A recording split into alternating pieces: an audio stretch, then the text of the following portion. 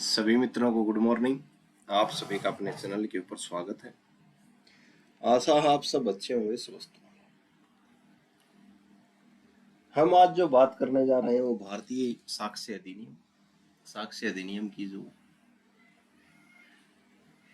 हम बात कर रहे थे। साक्ष्य अधिनियम में जो टेप रिकॉर्डिंग जो साक्ष्य जो है उसके ऊपर हम बात कर रहे थे, उसी को हम आगे बढ़ाएंगे। टेप रिकॉर्डिंग का जो साक्ष्य है वो कैसे यूज होता है, न्यायालय में कैसे काम आता है, उसको देखते हैं हम। ज़्यादा समय न लेते हो, जो रिकॉर्डिंग जो होती है उसकी प्रोसीजर क्या है, कैसे वो साक्ष्य के रूप में इस्तेमाल होता है, ये शुरू करते हैं। टेप रिकॉर्डिंग एक क्या है भाई, दस्तावेज है भाई। ठीक है भाई।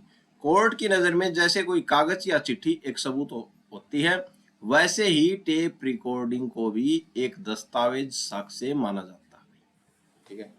तो जो कोर्ट की जो नज़र जो है, कोर्ट की नज़र में क्या है, जैसे कागज या चिट्ठी जो होती है वो एक सबूत होती है, वैसे ही टेप रिकॉर्डिंग को भी एक दस्तावेज साक्ष्य माना जाता है भाई। जैसे कि तुकाराम बनाम माणिकराव के केस में तय हुआ था कि जो टेप रिकॉर्डिंग जो है वो क्या है, इस केस में ये बात कही गई थी न्यायालय द्वारा कि टेप रिकॉर्डिंग क्या है, दस्तावेजी साक्ष्य है। ठीक है। आगे हम बात करते हैं रिकॉर्डिंग को सबूत मानने की शर्त। लगा लो कोई बात चल रही है और जो रिकॉर्डिंग जो है वो सबूत के तौर पे क्या है, प्रकट करने जा रहे हैं भाई कोर्ट में। तो कोर्ट में किस आधार पे रिकॉर्डिंग को किन शर्तों के ऊपर सबूत माना जाएगा कि रिकॉर्डिंग सबूत है भाई, आइए देखते हैं। सिर्फ रिकॉर्डिंग होना काफी नहीं है, कोर्ट उसे तभी मानेगा जब ये बातें पूरी हो। किस आधार पर कोर्ट किसी रिकॉर्डिंग को सबूत मान सकता है और मानेगा, आइए हम चर्चा करते हैं। आवाज की पहचान। कोई रिकॉर्डिंग है तो उसमें आवाज होगी, तो आवाज की पहचान होनी चाहिए। यह पक्का होना चाहिए कि रिकॉर्डिंग में आवाज उन्हीं लोगों की है जिनका दावा किया जा रहा है भाई। सबसे पहली बात तो यह कि आवाज की पहचान होनी चाहिए, जिन लोगों के खिलाफ दावा किया जा रहा है उनकी आवाज होनी चाहिए भाई। ठीक है, एक नंबर हो गई बात, एक शर्त होगी। दूसरी है छेड़छाड़ न हुई हो। ठीक है, यह साबित करना होगा कि रिकॉर्डिंग के साथ कोई काट छाट या उसे मिटाने साफ करने की कोशिश नहीं की गई थी। जैसे कोई रिकॉर्डिंग है उसको क्या करते हैं, जो आर्टिफिशियल जो चली हुई एआई चली हुई उससे बदल देते हैं या बना देते हैं, या एडिटिंग से उस रिकॉर्डिंग की काट छाट कर देते हैं। तो यह साबित करना होगा कि रिकॉर्डिंग की कोई काट छाट नहीं की गई है, जैसी रिकॉर्डिंग थी वैसी ही कोर्ट के सामने पेश की गई है भाई। ठीक है, दो शर्तें हो गई। तीसरी शर्त जो है वो है यथार्थता भाई। रिकॉर्डिंग में जो सुना जा रहा है वह बिल्कुल वैसा ही होना चाहिए जैसा असल में बोला गया था। ठीक है, तो पहले किसी ने न्यायालय में ये बोल दिया कि ऐसे ऐसे बात हुई थी और रिकॉर्डिंग में ये बात कही है, तो यही बात रिकॉर्डिंग में सुनी जा रही हो। ठीक है भाई, ये शर्त होनी चाहिए भाई। फिर है सीलबंद।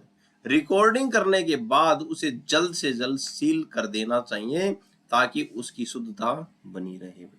ठीक, तो ये चार शर्तें हैं किसी रिकॉर्डिंग को सबूत मानने की भाई। ठीक है, आगे बात करते हैं भैया को। अगर गवाह अपनी आवाज पहचानने से मना कर दे तो क्या होगा? अगर गवाह जो है वो आवाज पहचानने से मना कर दे, ठीक है, तो क्या होगा? अगर कोई व्यक्ति कोर्ट में कहता है कि यह मेरी आवाज नहीं है, ठीक है, तो कोर्ट उस व्यक्ति की आवाज का नमूना दोबारा रिकॉर्ड करने का आदेश दे सकता है ताकि पुरानी और नई आवाज में तुलना की जा सके कि इसकी है या नहीं भाई। ठीक है, आगे बात करते हैं। इसका इस्तेमाल कब होगा, यानी कि इसका इस्तेमाल जो होगा वो कब होगा भाई? झूठ पकड़ने के लिए भाई। अगर कोई गवाह कोर्ट में कुछ और बोल रहा है और रिकॉर्डिंग में उसने कुछ और बोला था, तो उसकी पोल खोलने के लिए इसका इस्तेमाल किया जाता है, कि इसका रिकॉर्डिंग का भाई। ठीक है भाई, बात को पक्का करने के लिए, अपनी बात को सच साबित करने के लिए आप रिकॉर्डिंग का सहारा ले सकते हैं भाई। ठीक है। साक्षी की निष्पक्षता भाई, यह देखने के लिए कि गवाह किसी के दबाव में तो नहीं बोल रहा, या वह सच्चा है, या वह कितना सच्चा है। ठीक है, तो साक्षी की निष्पक्षता के लिए भी रिकॉर्डिंग का प्रयोग कर सकते हैं भाई। आगे बात करते हैं भैया, सावधानी क्यों जरूरी है। अब जो रिकॉर्डिंग जो है उसमें सावधानी क्यों जरूरी है। कोर्ट का मानना है कि कागज के मुकाबले टेप रिकॉर्डिंग के साथ छेड़छाड़ करना आसान बात है। कागज से तो अगर इस छेड़छाड़ करेंगे तो पता चल जाएगा, लेकिन रिकॉर्डिंग से छेड़छाड़ करना आसान है, इसलिए इसे सबूत के तौर पर स्वीकार करने के नियम कठोर हैं भाई। अगर जरा सा भी शक हुआ कि टेप के साथ छेड़छाड़ हुई है तो कोर्ट इसे क्या कर देगा भाई, खारिज कर देगा भाई। ये बहुत ध्यान रखने वाली बात है, ठीक है। तो छेड़छाड़ नहीं होनी चाहिए। जैसी भी रिकॉर्डिंग रिकॉर्ड की गई थी, जितनी भी टाइम पीरियड में थी, वैसा का वैसा पेश किया जाना चाहिए, ठीक है। टेप रिकॉर्डिंग एक असली सबूत है भाई। कानून के मुताबिक रिकॉर्डिंग भी किसी फोटो या लिखित दस्तावेज की तरह ही एक क्या है, सबूत है। इसे कोर्ट में मूल साक्ष्य माना जाता है, ठीक है। खासकर मानहानि जैसे मामलों में जहां यह देखना जरूरी हो कि बोलने वाले का लहजा या इरादा क्या था, वहां कोर्ट खुद उसे सुनकर फैसला करता है, ठीक है। कोर्ट में रिकॉर्डिंग पेश करने की 3 बड़ी शर्तें भाई, ठीक है। हमने पहले भी देख ली, एक बार फिर देख लेते हैं।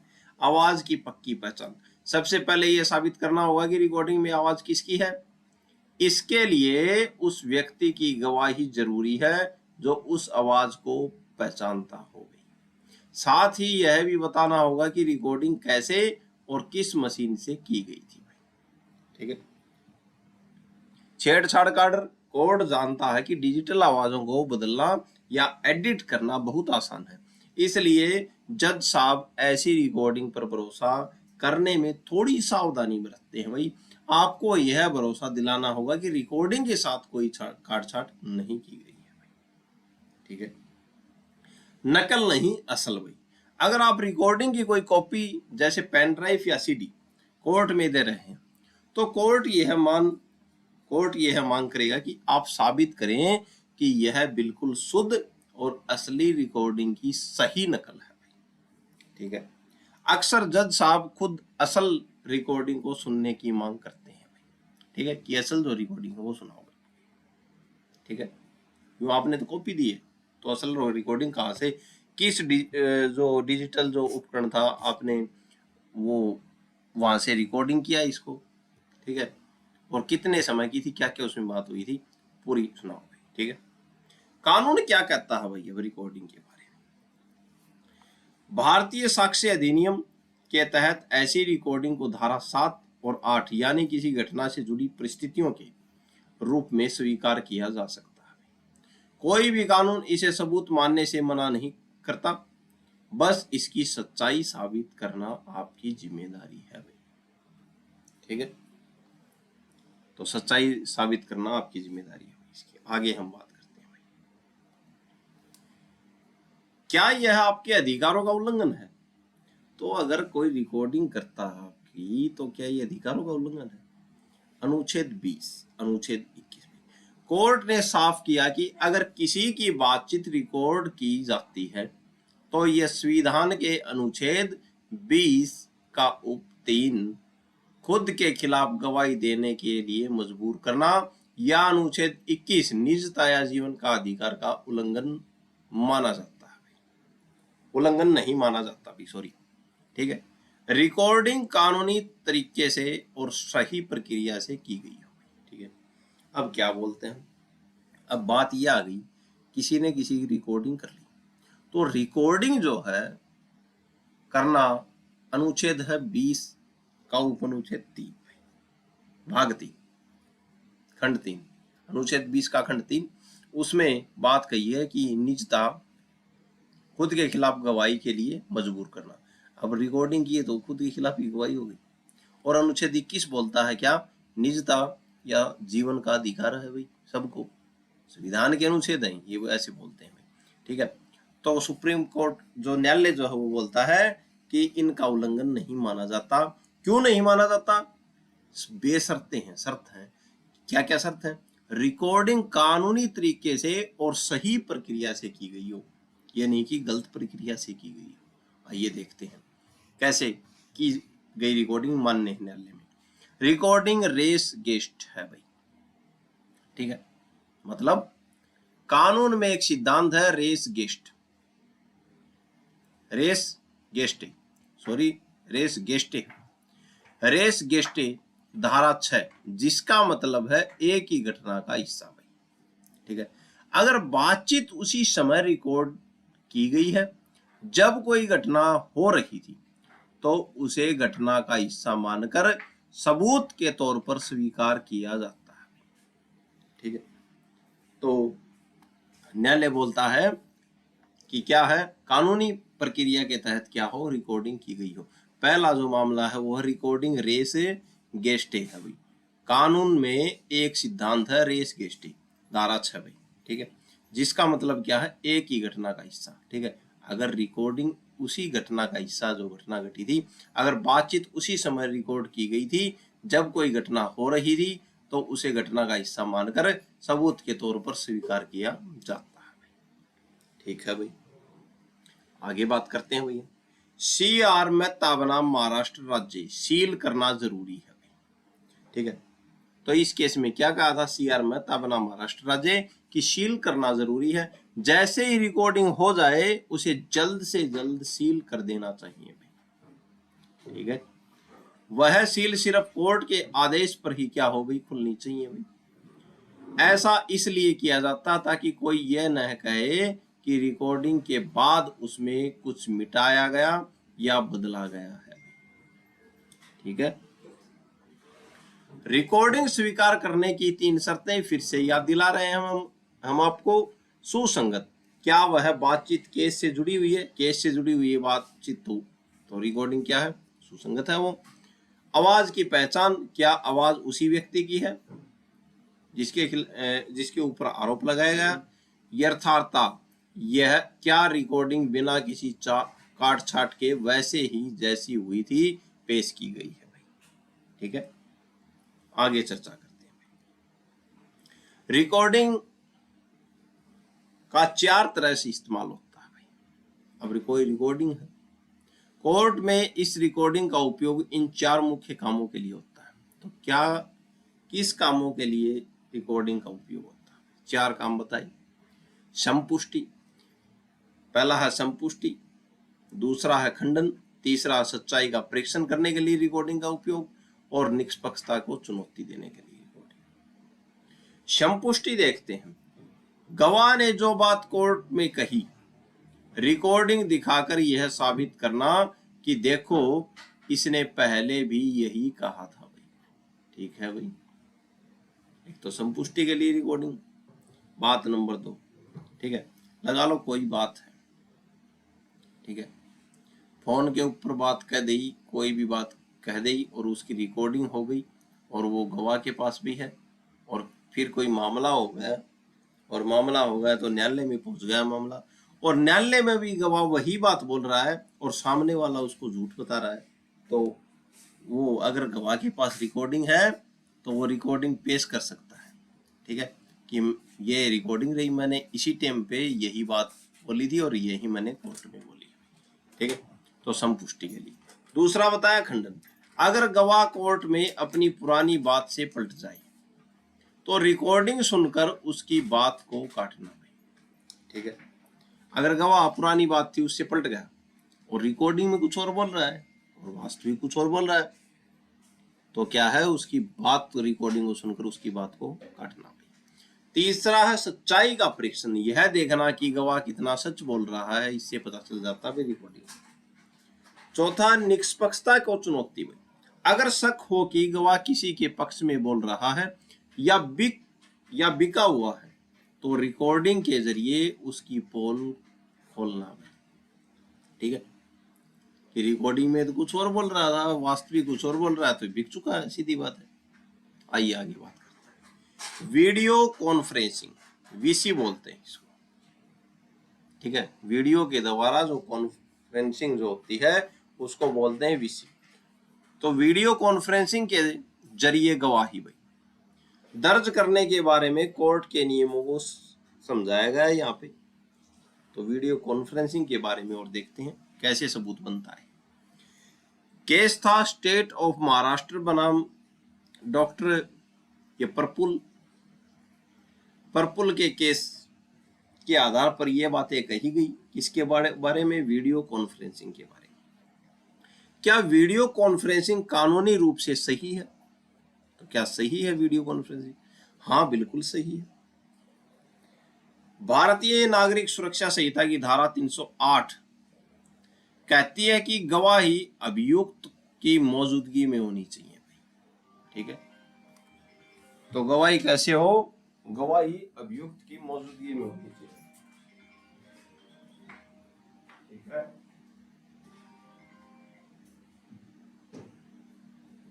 आगे बात करते हैं हम।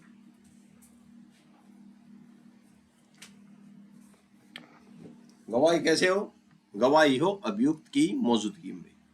कोर्ट ने माना कि वीडियो कॉन्फ्रेंसिंग के जरिए अभियुक्त और उसका वकील गवाही को उतनी ही साफ तरह से देखें और सुन सकते हैं जैसे वह सामने बैठा हो। ठीक है, तो ऐसे मान लो अभियुक्त है, अभियुक्त जेल में है और वीडियो कॉन्फ्रेंस के द्वारा गवाही हो रही है, तो अभियुक्त उसको साफ देख रहा है जो गवाही दे रहा है। कोर्ट ने माना कि वीडियो कॉन्फ्रेंसिंग के जरिए अभियुक्त और उसका वकील गवाह को उतनी ही साफ तरह से देख और सुन सकते हैं जैसे वह सामने बैठा हो। इसलिए कानून का उल्लंघन नहीं है भाई, वीडियो कॉन्फ्रेंसिंग भी क्या मान्य है, तो वो देख सकते हैं। आगे बात करते हैं भाई, वीडियो कॉन्फ्रेंसिंग के फायदे क्या है भाई? अभियुक्त के लिए क्या फायदा है भाई? वीडियो कॉन्फ्रेंस के द्वारा अभियुक्त के लिए क्या फायदा है? कोर्ट ने कहा कि इस तरीके से अभियुक्त को उल्टा फायदा ही होता है। क्या होता है? बेहतर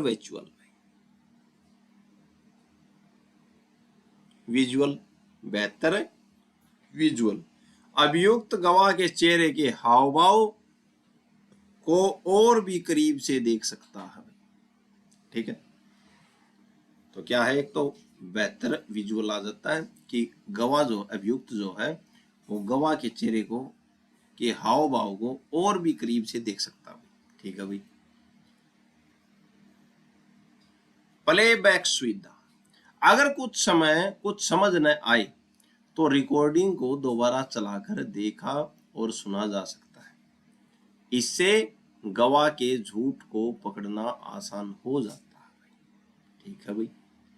तत्काल निर्देश, अभियुक्त अपने वकील के बगल में बैठकर उसे तुरंत बता सकता है कि गवाह क्या गलत बोल रहा है, जिससे गवाह से तीखे सवाल यानी कि क्रॉस एग्जामिनेशन किए जा सकते हैं।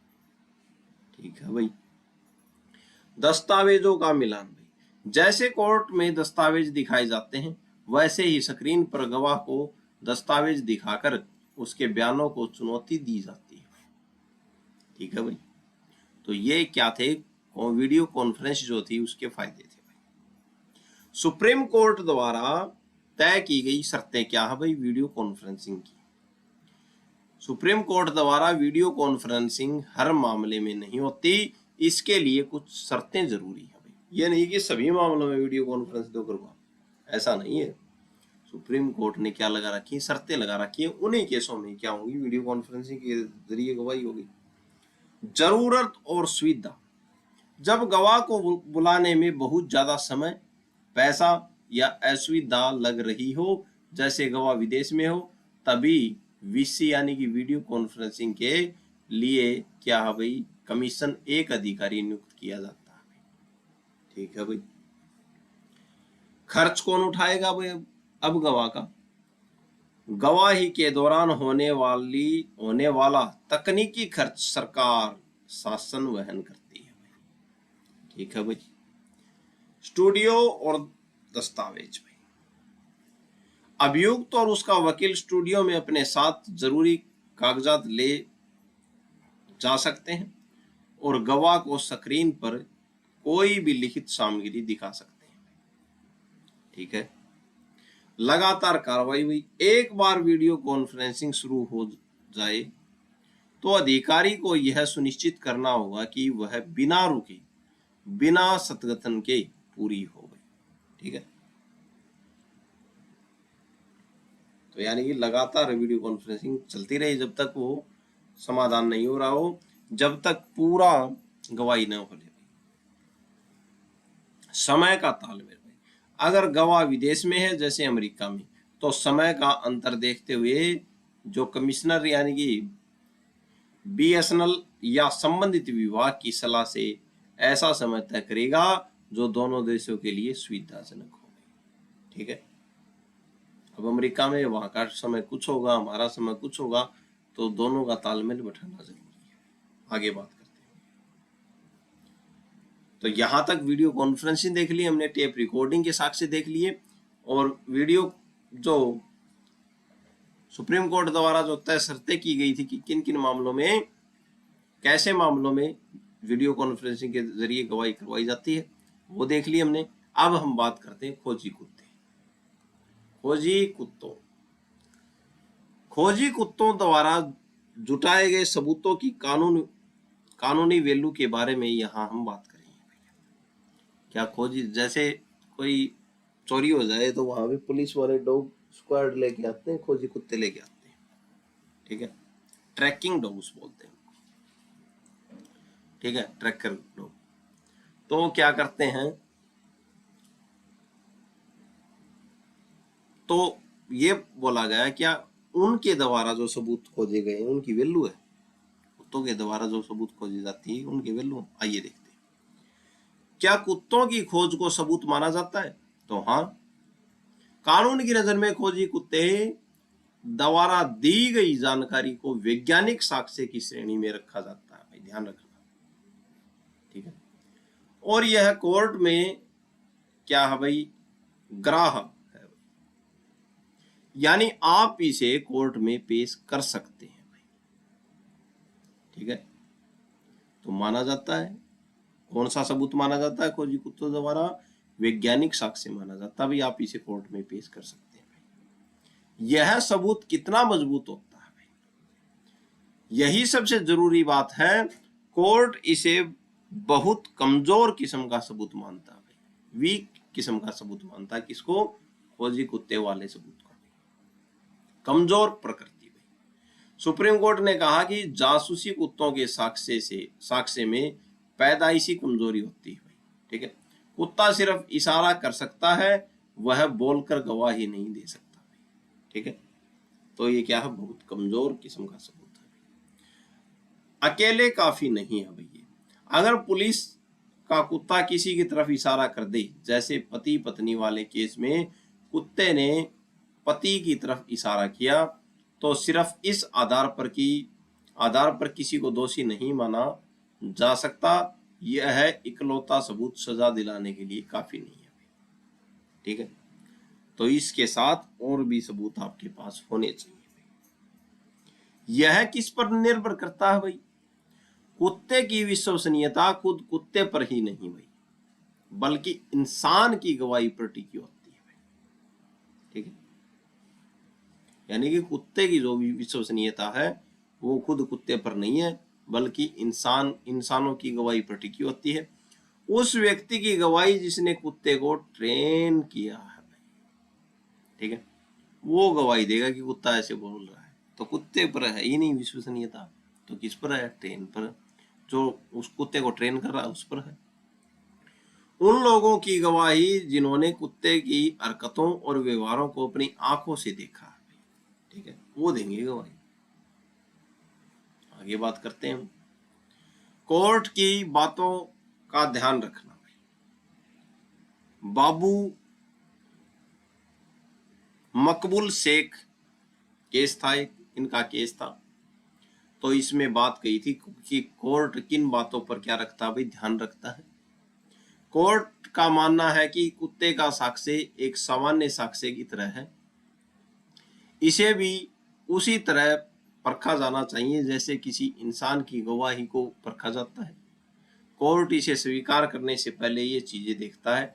तो जो कुत्तों द्वारा जो साक्ष्य दिए गए हैं उनको कोर्ट एक्सेप्ट करने से पहले ये बात देखता है। कौन सी? संपुष्टि भाई। क्या कुत्ते के इशारे के अलावा कोई और पक्का सबूत जैसे फिंगरप्रिंट या चश्मोदीन मौजूद है? ठीक है भाई, ये देखता है कोर्ट। विश्वसनीयता, क्या कुत्ता सही से ट्रेंड था और क्या उसने बिना किसी गलती के अपराधी को ढूंढा था? ये भी देखता है न्यायालय।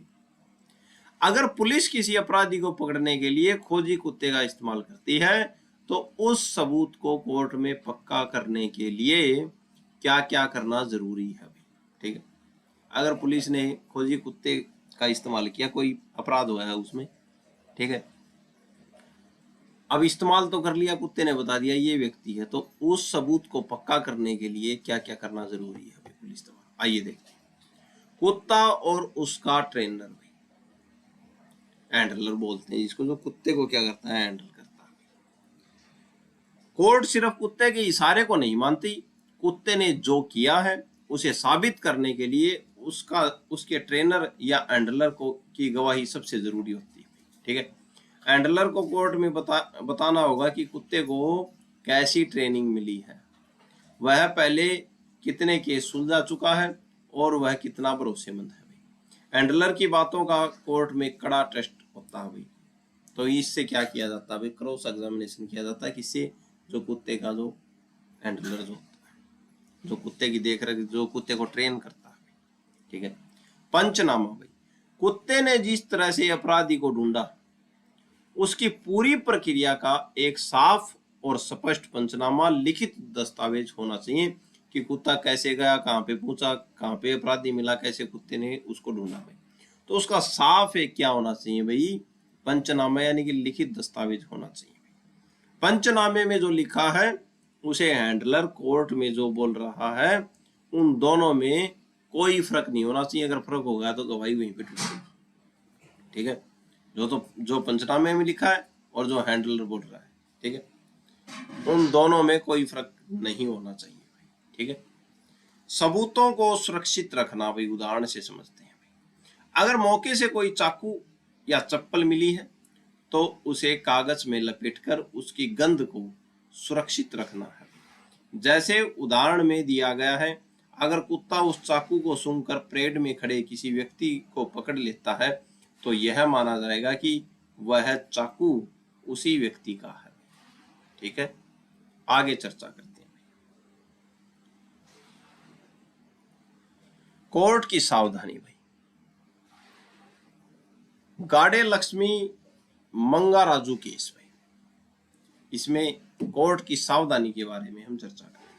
सुप्रीम कोर्ट ने एक बहुत व्यवहारिक बात कही भाई इसमें, इंसानी और जानवर की गलती भाई।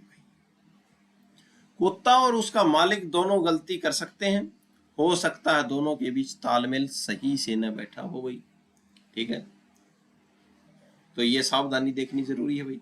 गलत पहचान भाई, कुत्ते के व्यवहार से किसी गलत आदमी के पकड़े जाने की संभावना हमेशा बनी रहती है, इसीलिए इसे मजबूत सबूत नहीं माना जाता भाई। ठीक है, तो कई बार फिल्मों में देखा हो, कुत्ते लेके आते हैं, ऐसे करते हैं, ऐसे ऐसे, तो क्या है, उसके साथ और सबूत होने जरूरी है। कुत्ते का सबूत इतना मजबूत नहीं माना जाता भाई। ठीक है, एक जरूरी बात, अगर पुलिस ने डॉग स्क्वाड बुलाया है, ठीक है, तो इसका मतलब यह बिल्कुल नहीं है कि पुलिस को पता नहीं है कि अपराधी कौन है।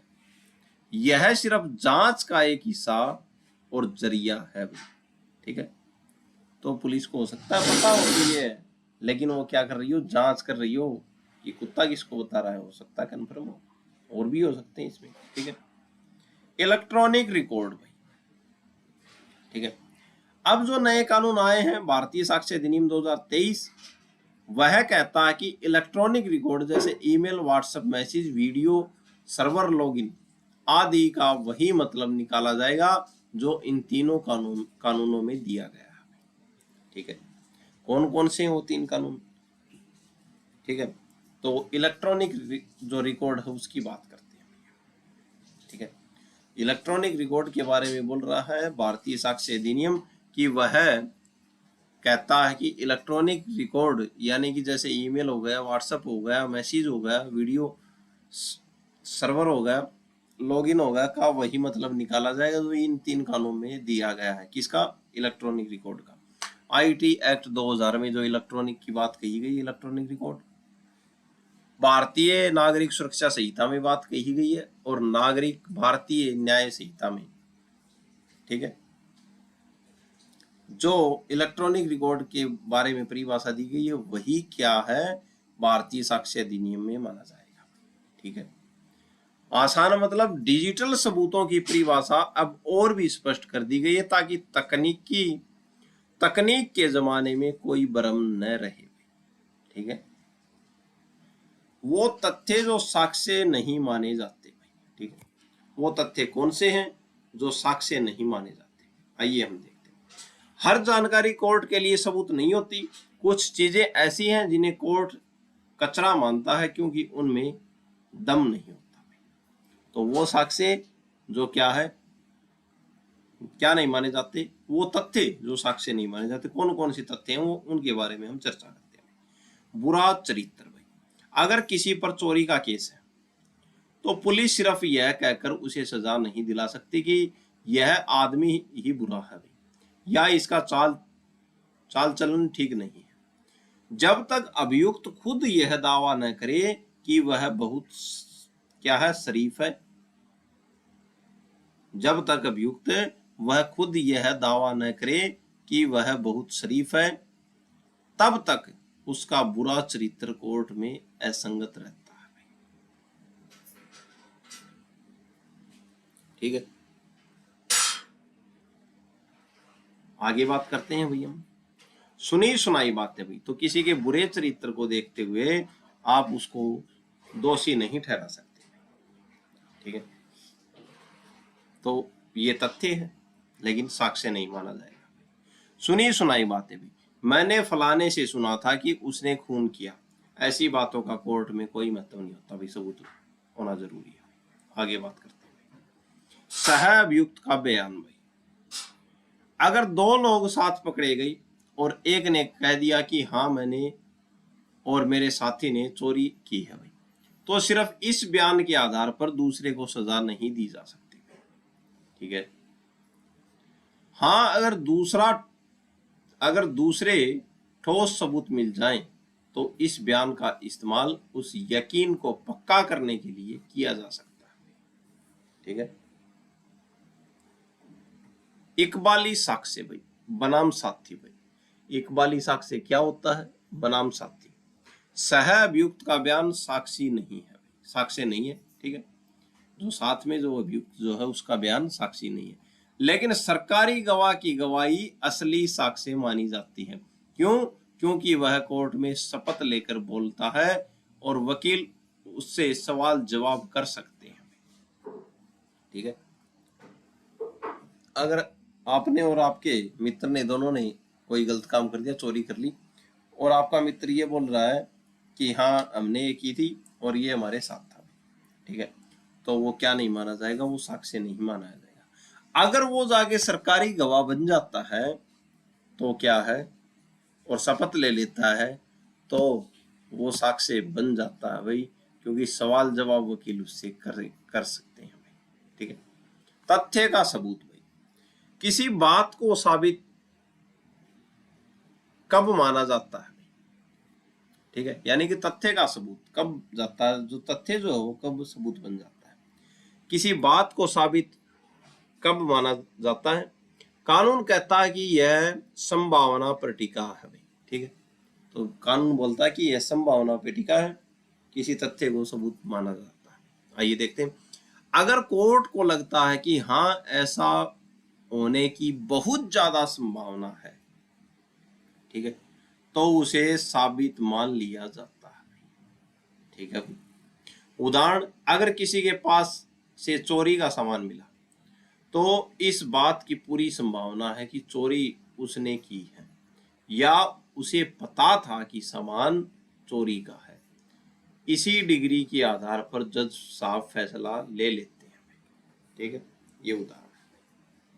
यहां 3 मुख्य चीजों के बीच अंतर समझाया गया है, एक तो साक्ष्य, एक सबूत और एक जो प्री साक्ष्य। हम तीनों पर बात करेंगे, साक्ष्य क्या है, सबूत क्या है और प्री साक्ष्य क्या है।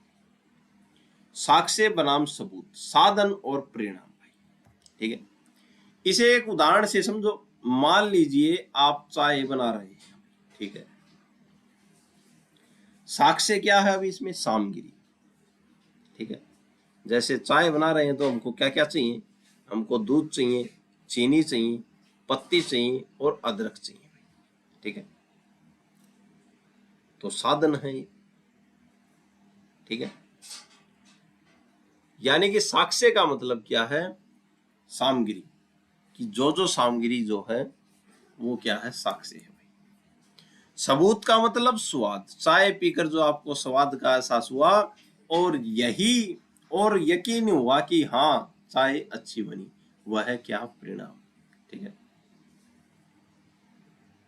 तो कोई भी चीज जो है, कोई घटना की जा रही है तो उसमें जो चीज इस्तेमाल होती है वो क्या है, सामग्री यानी कि साक्ष्य, और जो सबूत जो है वो है उसका परिणाम, ठीक है।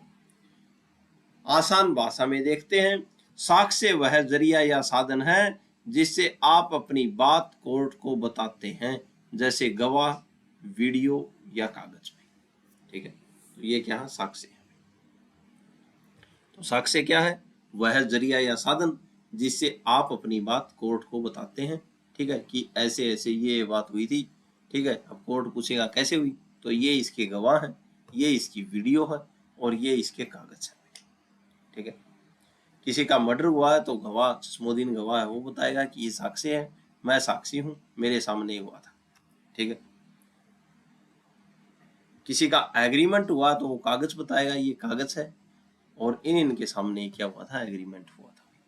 अब सबूत, सबूत वह नतीजा है जब जज साहब उन कागजों या गवाहों को देखकर पूरी तरह संतुष्ट हो जाते हैं कि हाँ यह बात सच है, ठीक है। तो सबूत कब माने जाएंगे, जब जज साहब ये संतुष्ट हो जाए कि हाँ ये घटना ऐसे हुई थी, तो वो क्या बन गए भाई, सबूत बन गए। सबूत से पहले वही क्या है, वो साक्ष्य है, साक्ष्य से ही क्या बनते हैं, सबूत बनते हैं, ठीक है। आगे बात करते हैं, ठीक है। साक्ष्य देख लिया हमने, सबूत देख लिया, अब प्री साक्ष्य के ऊपर बात करते हैं। जब कोई गवाह कोर्ट के कटघरे में खड़ा होकर कसम यानी कि शपथ खाकर कुछ बोलता है तो उसे क्या बोलते हैं भाई, प्री साक्ष्य बोलते हैं। यानी कि उसने शपथ खा ली कि मैं गीता के ऊपर हाथ रख के कसम खाता हूं, जो कहूंगा सच कहूंगा, ठीक है, सच के सिवा कुछ नहीं कहूंगा, कसम खाकर कुछ बोलता है तो उसे क्या बोलते हैं, प्री साक्ष्य कहते हैं। शर्त, सिर्फ बोल देना काफी नहीं है, जिस आदमी के खिलाफ वह बोल रहा है उसके वकील को उस गवाह से सवाल जवाब, क्रॉस एग्जामिनेशन करने का पूरा मौका मिलना चाहिए। अगर मौका नहीं मिला तो उसकी बात की कोई वैल्यू नहीं रहेगी भाई, ठीक है। तो कोई भी बोल रहा है कि मैं जो भी बोलूंगा सच बोलूंगा, कटघरे में खड़ा होकर बोल देता है कोई भी गवाह, ठीक है। तो जो वकील जो है डिफेंस का, उसको सवाल जवाब करने की पूरा मौका मिलना चाहिए। अगर मौका नहीं मिलता तो वो क्या है, उस बात की कोई वैल्यू ही नहीं है, ठीक है। कोर्ट कैसे संतुष्ट होता है भैया, साधन भाई। जज साहब किसी बात को सच तब मानते हैं जब उसे ये 3 चीजें मिलती हैं किसी बात में। कौन कौन सी 3 चीजें, नंबर 1 गवाहों के बयान या लिखित कागज पे, ठीक है। या तो गवाहों के बयान हो या लिखित कागज हो। उपधारणा, कुछ बातें जो कोर्ट पहले से ही मानकर चलता है, ठीक है भाई। न्यायिक नोटिस भाई, वो बातें जो सबको पता है और उन्हें साबित करने की जरूरत नहीं है, जैसे भारत का संविधान या भूगोल भाई। जांच भाई, जब कोर्ट खुद किसी जांच की पड़ताल करता है भाई, ठीक है, तो कोर्ट इन बातों से क्या होता है भाई, संतुष्ट होता है भाई, ठीक है। साक्ष्य के प्रकार क्या क्या है, साक्ष्य कैसे होते हैं, साक्ष्य के प्रकार देखते हैं।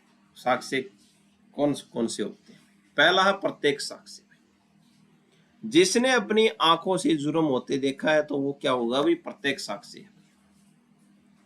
ठीक है, यानी कि कोई व्यक्ति खड़ा और उसके सामने किसी का मर्डर किया जा रहा है तो प्रत्येक साक्षी है। तो प्रत्येक साक्षी कौन है, जिसने अपनी आंखों से जुर्म होते हुए देखा, जुर्म होते हुए देखा। दूसरा बता दिया परिस्थिति की जन्य साक्ष्य। सीधे तौर पर नहीं देखा लेकिन हालात इशारा कर रहे हैं, जैसे कमरे में चोर को भागते देखा और अंदर तिजोरी खुली थी तो भागा क्यों है, तो परिस्थितियां बता रही है। तिजोरी खुली थी, चोर भागा है, चोरी करके ही भागा हुआ। ठीक है, सीधा इशारा करते हैं कि चोरी हुई है भाई। तो परिस्थितियों के ऊपर जो साक्ष्य होते हैं उन्हें बोलते हैं परिस्थिति जन्य साक्ष्य। अनुश्रुत अनुश्रुत साक्ष्य की किसे बोलते हैं? अनुश्रुत यानी कि सुनी सुनाई बातें। मैंने सुना है कि उसने ऐसा किया, कोर्ट इसे आमतौर पर नहीं मानता भी, तो कोर्ट सुनी सुनाई बातों को नहीं मानते, ये भी साक्ष्य हुई। अगला साक्ष्य बताया जो प्राथमिक जो साक्ष्य है वो असली दस्तावेज, ओरिजिनल कॉपी को बोलते हैं प्राथमिक साक्ष्य। द्वितीयक साक्ष्य असली न होने पर उसकी फोटोकॉपी या नकल में, यह है द्वितीयक साक्ष्य। मौखिक या दस्तावेजी साक्ष्य, बोलकर दिया गया बयान या कागज के रूप में दिया गया सबूत, क्या है भाई, मौखिक साक्ष्य। ठीक है, ये साक्ष्य के प्रकार देखिए भैया। आगे बात करते हैं, एक जरूरी बात, परस्पर व्यापी। भाई परस्पर व्यापी क्या है? इसका मतलब है कि एक ही सबूत दो कैटेगरी में हो सकता है। परस्पर यानी कि क्या है, व्यापी है। ठीक है, यानी कि एक ही सबूत दो कैटेगरी में हो सकता है। उदाहरण देखते हैं, अगर कोई गवाह कोर्ट में आकर बोलता है कि मैंने खुद उसे गोली चलाते देखा, तो यह मौखिक साक्ष्य भी है और प्रत्येक साक्ष्य भी है। ठीक है, मौखिक साक्ष्य वो खुद बोल रहा है और प्रत्येक साक्ष्य उसने देखा है खुद, दोनों साक्ष्य हो गए, मौखिक साक्ष्य भी और प्रत्येक साक्ष्य भी। ठीक है, साक्ष्य रास्ता है, सबूत उसकी मंजिल है। गवाह जब कसम खाकर बोले और वकील उसे क्रॉस चेक करें तो वह क्या है भाई, परी साक्ष्य है। तथ्यों को या तो सीधे गवाह से साबित, जो तथ्य जो होते हैं तथ्यों को या तो सीधे गवाह से साबित करो या आसपास की जो परिस्थितियां या हालात हैं उनसे साबित हो जाता है। प्रत्येक साक्ष्य क्या है भैया, हमने देख लिया, जिसने प्रत्येक होते हुए देखा है, जो देखा, जो सुना या जो महसूस किया वही कोर्ट में आकर बता देना, क्या है भाई, प्रत्येक साक्ष्य। अगर आपने अपनी आंखों से किसी को चोरी करते देखा और आपकी गवाही प्रत्येक साक्ष्य है भाई। ठीक है, अगर आपने किसी को चोरी करते देखा तो आपकी गवाही क्या है, प्रत्येक साक्ष्य है भाई।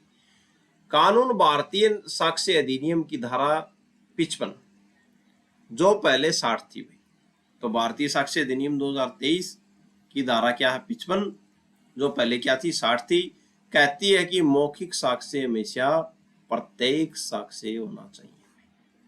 ठीक है, आगे बात करते हैं भैया, इसे पहचानने के तरीके बताइए भी प्रत्येक साक्ष्य के। इंद्रियों का खेल है भाई इसमें, प्रत्येक साक्ष्य में कैसे है खेल, देखना भाई, मैंने उसे गोली चलाते देखा भाई। ठीक है, देखा आपने, किससे देखा, आपने आंख से देखा है, तो आपकी इंद्रियों का खेल है ये।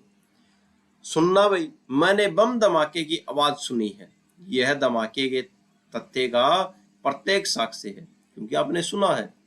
ठीक है, आवाज सुनी है कि तो बम का धमाका होया होगा। महसूस करना, मैंने उसे चाकू की नोक महसूस करते हुए देखा, महसूस किया भाई। ठीक है, तो महसूस करना ये भी इंद्रियों से होता है, महसूस करना, देखना भी इंद्रियों से। ठीक है, और राय भाई, अगर किसी एक्सपर्ट की राय मांगी गई है तो वह एक्सपर्ट खुद कोर्ट आकर अपनी राय दे तो वह प्रत्येक साक्ष्य है भाई। ठीक है, फोटोग्राफ भाई, किसी एक्सपर्ट की ओपिनियन मांग लिया कि इस पर आप बताइए, तो वो एक्सपर्ट आके कोर्ट में क्या दे भाई, राय दे तो वो क्या है, प्रत्येक साक्ष्य है। फोटोग्राफर, किसी घटना की फोटो भी प्रत्येक साक्ष्य है। जैसे शादी की फोटो से शादी साबित होना भाई, ठीक है। इसीलिए किसी और सबूत की जरूरत नहीं पड़ती, फोटो खुद बोलती है, ठीक है। सह स्वीकृति भाई, अगर अभियुक्त मजिस्ट्रेट के सामने खुद अपना जुर्म कबूल कर ले तो वह भी प्रत्येक साक्ष्य माना जाता है भाई, ठीक है।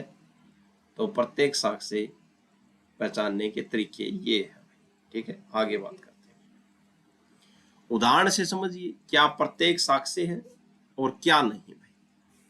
प्रत्येक साक्ष्य, कै ने ख को गाय की हत्या करते हुए अपनी आंखों से देखा। कोर्ट में कै की गवाही क्या है भाई, प्रत्येक साक्ष्य। कै खड़ा था, ख ने क्या किया, गाय को गोली मार दी, ठीक है। तो हत्या कर दी और कै ने उसको देख लिया। तो कोर्ट में आके कै ने कहा कि मैंने ख को गाय की हत्या करते देखा। तो ये क्या है, प्रत्येक साक्ष्य। उदाहरण भी हस्तलेख देखते हैं भैया।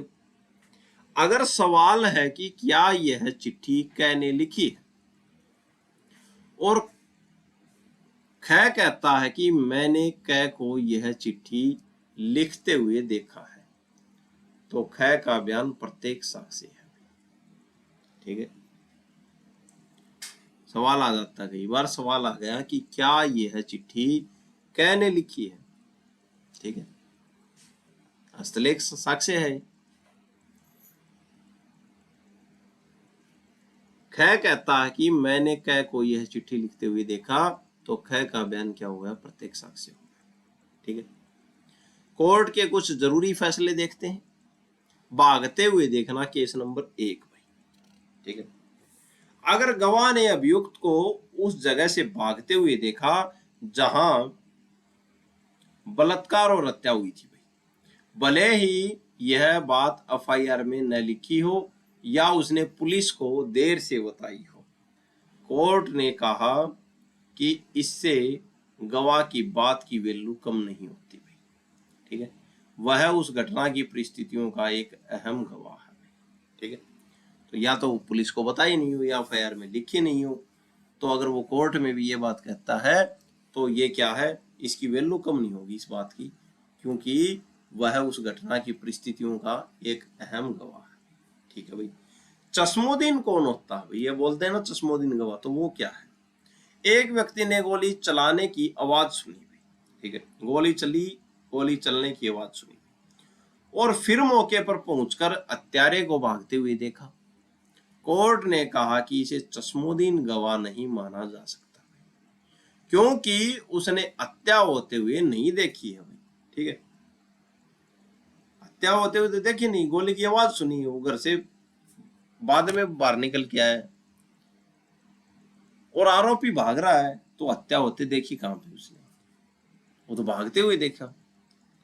तो कोर्ट ने माना कि ये चश्मोदीन गवाह नहीं है भाई, चश्मोदीन नहीं माना जा सकता क्योंकि उसने हत्या होते हुए नहीं देखी है, सिर्फ हत्या के बाद का हिस्सा देखा है, उसके सामने गोली थोड़ी मारी गई है, ठीक है। आगे बात करते हैं, अगला परिस्थिति जन्य साक्ष्य के बारे में बात करते हैं। एकदम आसान भाषा में समझे, इसे अप्रत्यक्ष साक्ष्य भी कहते हैं। इसको परिस्थिति जन्य, परिस्थितियों के आधार पे जो साक्ष्य होता है उसको बोलते हैं परिस्थिति जन्य साक्ष्य। यह क्या होता है, जब किसी जुर्म को होते हुए किसी ने अपनी आंखों से नहीं देखा भाई, यानी प्रत्येक साक्ष्य न हो, तब कोर्ट घटना के आसपास की कड़ियों को जोड़कर सच तक पहुंचने की क्या करती है, कोशिश करती है भाई। घटना होते किसी ने देखा नहीं, तो आसपास की जो कड़ियां हैं उनको जोड़कर क्या सच तक पहुंचने की कोशिश की जाए।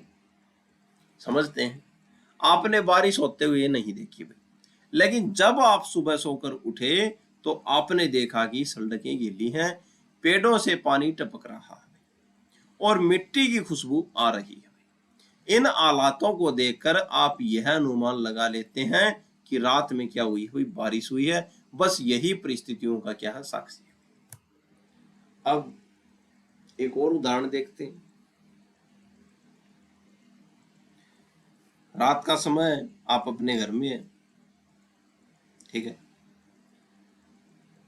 सुबह आप घर से बाहर निकलते हैं तो आप देखते हैं सड़क के पास में एक आवारा व्यक्ति पड़ा है, उसके सीने में गोली लगी हुई है, गोलियों के जो कारतूस के जो बंडल है वहां पे पड़े हुए हैं, ठीक है, और पास में उसकी बाइक खड़ी हुई है। तो इससे आपको ये अंदाजा लग जाएगा कि हाँ कोई ना कोई घटना हुई है और गोली लगी है, तो ये पता चल जाएगा कि इसको मारा गया, मर्डर हुआ है, ठीक है। तो ये हमको कैसे पता चला? ये परिस्थितियों के अनुसार पता चला, इसलिए इनको बोलते हैं पारिस्थितिजन्य साक्ष्य, ठीक है। आगे बात करते हैं, यह प्रत्येक साक्ष्य से कैसे अलग है? जो पारिस्थितिजन्य साक्ष्य हो प्रत्येक साक्ष्य से कैसे अलग है, ये देखते हैं। मैंने राम को श्याम पर गोली चलाते देखा, यह सीधा सबूत है, उसने देखा है, प्रत्येक सब वहां पे खड़ा है जब गोली चली, ठीक है। पारिस्थितिजन्य साक्ष्य, मैंने राम को बंदूक लेकर श्याम के कमरे की तरफ जाते हुए देखा, जाते हुए तो देखा है, गोली मारते तो नहीं देखा। फिर गोली चलने की आवाज आई, ठीक है भाई, और मैंने राम को वहां से भागते हुए देखा, ठीक है। कमरे में श्याम की लाश मिली, यहां किसी ने गोली मारते नहीं देखा है, लेकिन हालात राम की तरफ इशारा करते हैं कि इसी ने मारी होगी, बंदूक लेके तो यहीं पे ये ही गया था, लेकिन मारते हुए नहीं देखा है, ठीक है। इसके कुछ मुख्य उदाहरण है, या ये देखते हैं कोर्ट किन परिस्थितियों को सबूत मानता है, ठीक है। तैयारी भाई, जुर्म करने से पहले जहर या हथियार खरीदना, ये होती है तैयारी, ठीक है। फिर है धमकी, अपराधी ने पहले कभी पीड़ित को जान से मारने की धमकी दी गई हो, तो कई बार देखियो पुलिस वाले आते हैं, सीधा पूछते हैं, किसी का मर्डर हो गया वहां पे, हत्या हो गई, कि हाँ तुमको कोई धमकी मिली थी पहले, ये इसका मुख्य आधार है, धमकी मिली थी तो सीधा उसको उठाओ पहले। अपराधी ने पहले कभी पीड़ित को जान से मारने की धमकी दी हो। आचरण भाई, जुर्म होने के तुरंत बाद अभियुक्त का गांव छोड़कर भाग जाना या फरार हो जाना, भाई यह भी इशारा करता है कि इसी ने किया हुआ है काम। बरामदगी भाई, हत्या में इस्तेमाल चाकू या चोरी का सामान अभियुक्त के घर से मिलना, तो यह भी इशारा कर देता है कि इसी ने घटना को अंजाम दिया। साक्ष्य मिटाना भाई, खून से सने कपड़े धोना या सबूतों के साथ छेड़छाड़ करना, भाई ठीक है भाई, तो भी ये इशारा करता है कि इसी ने घटना की होगी। कोर्ट के लिए सबसे जरूरी शर्तें क्या है भाई? सुप्रीम कोर्ट ने बार बार कहा कि परिस्थितियों के आधार पर सजा तभी दी जाती है जब सभी परिस्थितियां पूरी तरह से साबित हो गई। किसी ने ये बात की है भाई। कड़ियां इस तरह जुड़ी हो कि उनके बीच कोई गैप न हो, ठीक है।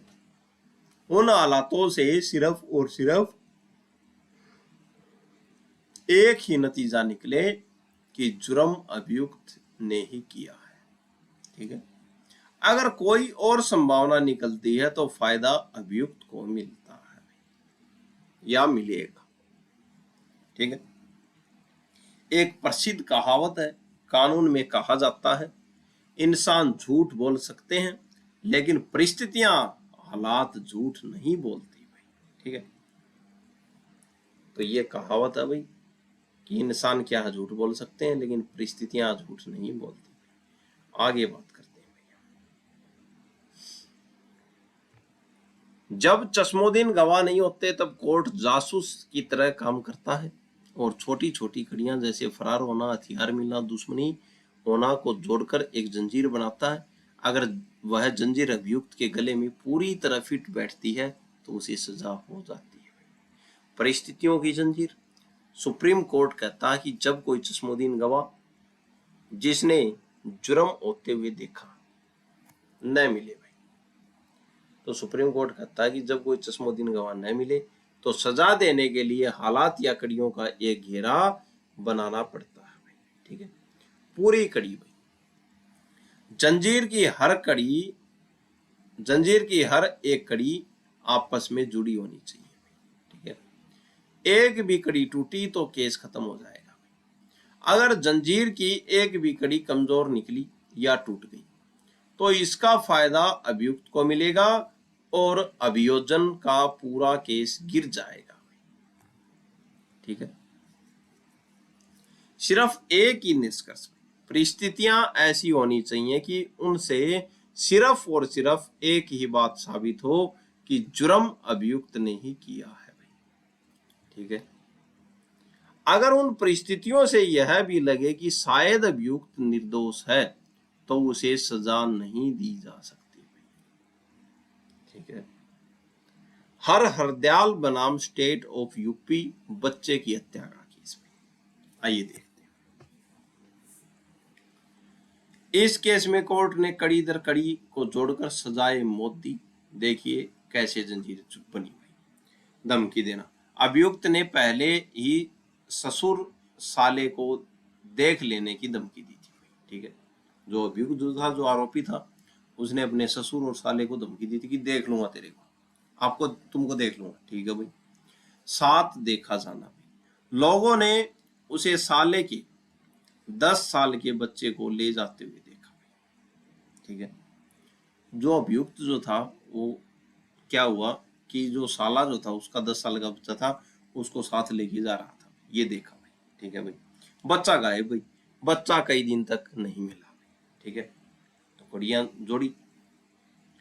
कबूलनामा भाई, जब पकड़ा गया तो उसने लोगों से कहा कि बच्चा उसके पास है और वह वापस कर देगा, ठीक है।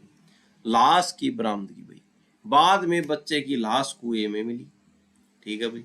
निष्कर्ष, इन सब बातों को जोड़ने पर कोर्ट को यकीन हो गया कि हत्या इसी ने की है, भले ही किसी ने मारते हुए न देखा हो, ठीक है। तो ये कड़ियां ऐसे कोर्ट ने जोड़ी थी, ठीक है। और उसे क्या दिया था भाई, सजाए मौत की सजा दी थी। आगे चर्चा करते हैं। अंतिम बार साथ देखा जाना, ठीक है। मोहम्मद फिरोज और आर श्रीनिवास के केस में इस लास्ट सीन थ्योरी पर बात हुई थी भाई। ये अंतिम बार साथ देखा जाना, लास्ट सीन क्या था भाई, इसका मतलब है कि मरने से पहले मृतक को आखिरी बार अभियुक्त के साथ देखा गया था। समय का अंतर भाई, अगर साथ देखे जाने और लाश मिलने के बीच का समय बहुत कम हो, जैसे 12 घंटे, तो यह अभियुक्त के खिलाफ मजबूत सबूत है, ठीक है। लेकिन अगर यह समय बहुत ज्यादा है, लंबा अंतराल, तो कोर्ट को संदेह हो जाता है, क्योंकि हो सकता है कि उस लंबे समय के दौरान किसी और ने हत्या कर दी भाई, ठीक है। कोर्ट की सावधानियां क्या है?